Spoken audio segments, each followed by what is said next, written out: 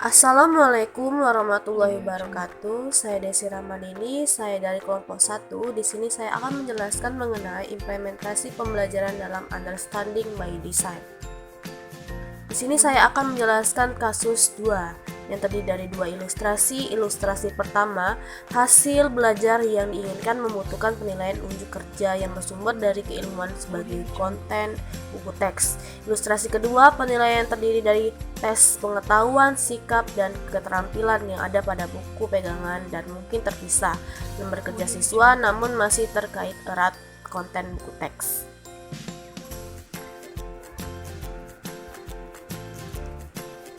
Pertanyaan nomor 1, ilustrasi mana yang sering Anda lakukan? 1 atau 2? Mengapa Anda memilih ilustrasi tersebut? Jelaskan.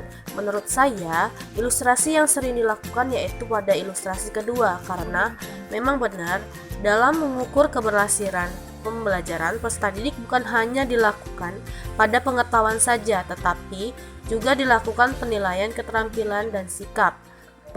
Penilaian pengetahuan sudah pasti dilakukan untuk mengetahui peserta didik sudah memahami materi yang sudah diajarkan. Penilaian keterampilan perlu dilakukan untuk mengetahui peserta didik dapat mengimplementasikan apa yang sudah dipelajarinya selama proses pembelajaran dalam kehidupan sehari-hari. Selain itu, penilaian sikap juga perlu dilakukan selama proses pembelajaran, karena untuk mengetahui bagaimana karakter peserta didik di dalam kelas atau di luar kelas, dalam kegiatan sosial maupun spiritualnya. Ketiga, penilaian ini perlu dilakukan untuk mencapai keberhasilan peserta didik dalam mengikuti kegiatan pembelajaran. Pertanyaan nomor 2, ilustrasi mana yang menurut Anda cocok dan sesuai untuk peserta didik kekinian? Jelaskan. Menurut saya, ilustrasi yang cocok dan sesuai dengan peserta didik kekinian adalah ilustrasi kedua.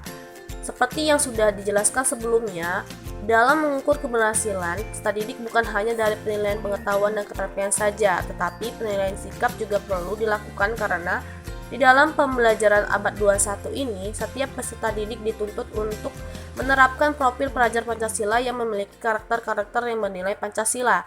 Apalagi sekarang sekolah sudah menggunakan kurikulum merdeka yang menekankan pada profil pelajar Pancasila. Karakter-karakter tersebut harus dimiliki peserta didik dalam proses pembelajaran sehingga penilaian sikap, penilaian pengetahuan, dan penilaian keterampilan dapat dilakukan oleh peserta didik dengan baik. Tes penilaian pengetahuan, keterampilan, dan sikap biasanya terdapat di dalam buku teks atau buku pegangan guru. Namun jika tidak ada, guru membuat penilaian sendiri terkait kegiatan pembelajaran.